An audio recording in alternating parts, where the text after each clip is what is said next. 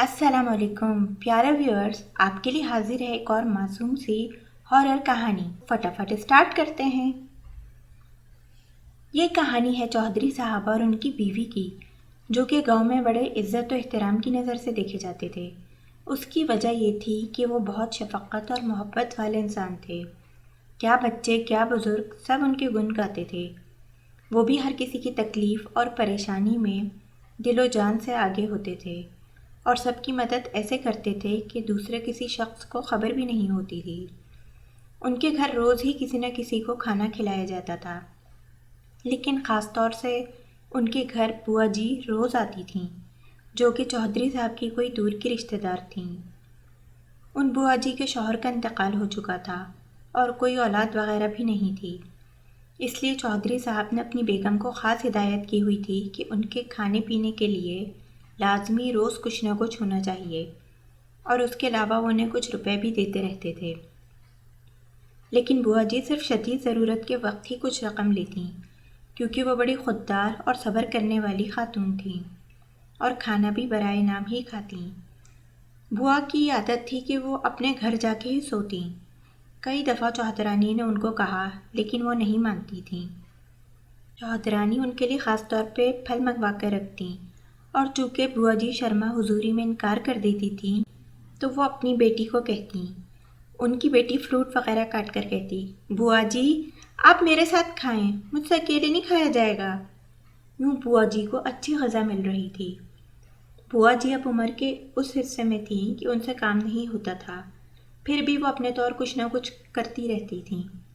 چوہدرانی ان کو کام سے منع کر کے تخت پر بٹھا دیتی اور اپنے بچوں سے کہتی، بیٹا بوا جی کہانی سنائیں گی، آپ ان کا سر دبائیں، یا کبھی پیر دبا دیتی اور بچے باری باری پیر دباتے رہتے اور کہانی سنتے رہتے۔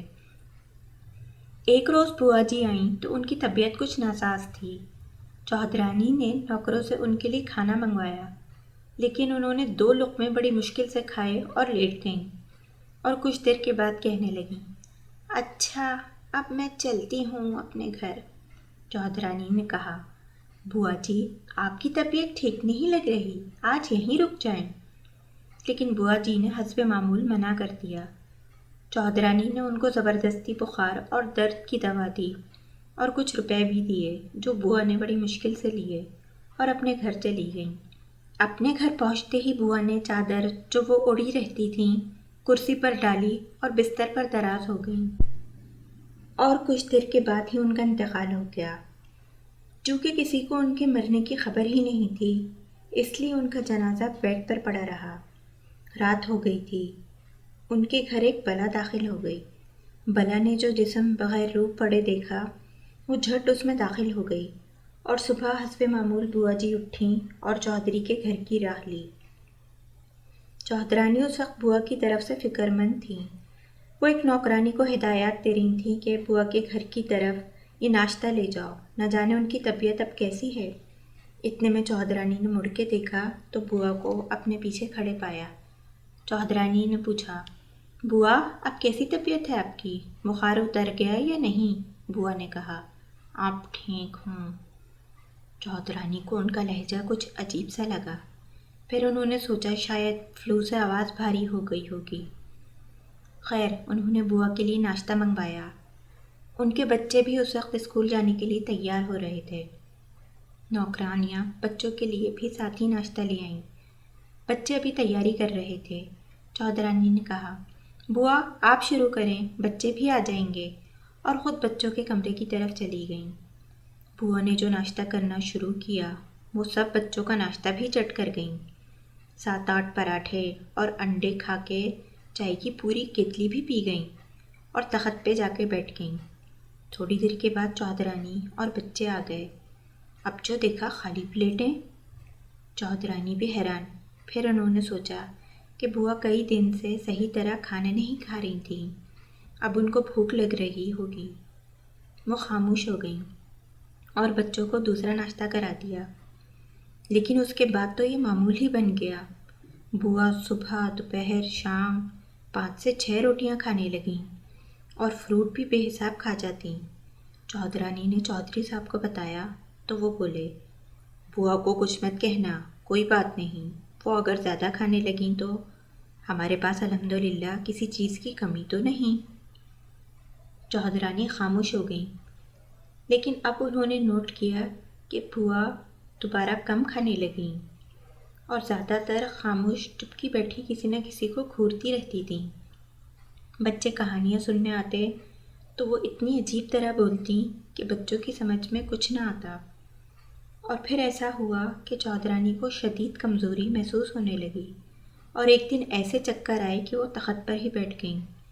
ان کو اسپتال لے جایا گیا، ٹیسٹ وغیرہ ہوئے تو ڈاکٹرز نے کہا ان میں خون کی شدید کمی ہو گئی ہے۔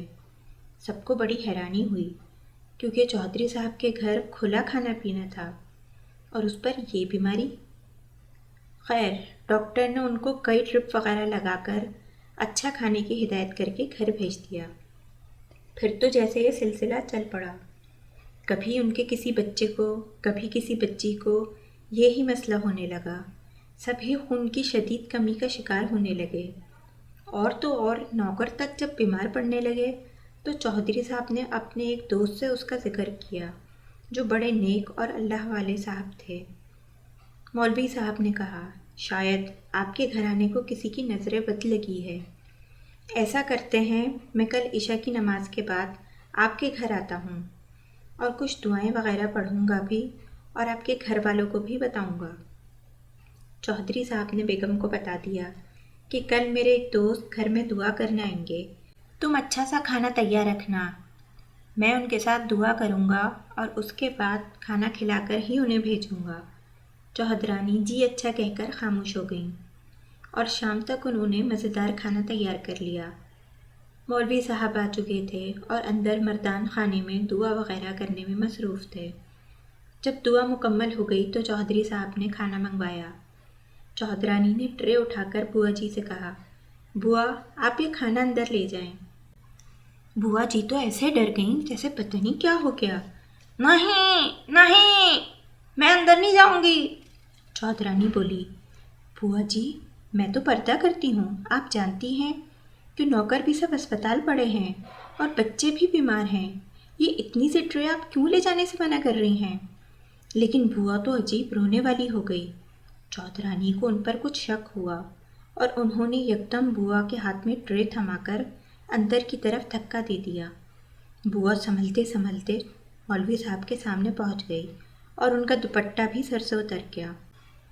مولوی صاحب نے جو نظریں نیچی کیے بیٹھے تھے یکدم بوا کو دیکھا اور ان کا چہرہ دیکھتے ہی بولے ہائے منحوس، تو یہاں؟ بوا کھڑے قد سے گر پڑی اور وہ بلا ان کے اندر سے نکل کر بھاگ گئی۔ چودھری صاحب جو حیرانی کے عالم میں بیٹھے تھے، بھاگ کر بوا کو دیکھا تو بوا ٹھنڈی پڑی تھیں۔ وہ بولے مولوی صاحب یہ آپ نے کیا کیا؟ یہ تو ہماری بوا تھیں، آپ کے ڈانٹنے سے مر گئیں۔ مولوی صاحب بولے یہ بوا نہیں بلا تھی، بوا تو نہ جانے کتنے دن پہلے مر چکی، یہ بلا ان کے خالی جسم میں گھس کر آپ کے گھر والوں کا خون چوس رہی تھی، یہ تھی کمزوری کی وجہ۔ چودھری صاحب اور گھر والے حیران رہ گئے۔ پھر مولوی صاحب نے سب کو باوضو رہنے کا کہا اور بوا کی جلد از جلد تدفین کروائی۔ تو کیسی لگی کہانی؟ کمنٹس میں ضرور بتائیے گا۔ نیکسٹ کہانی تک اللہ حافظ۔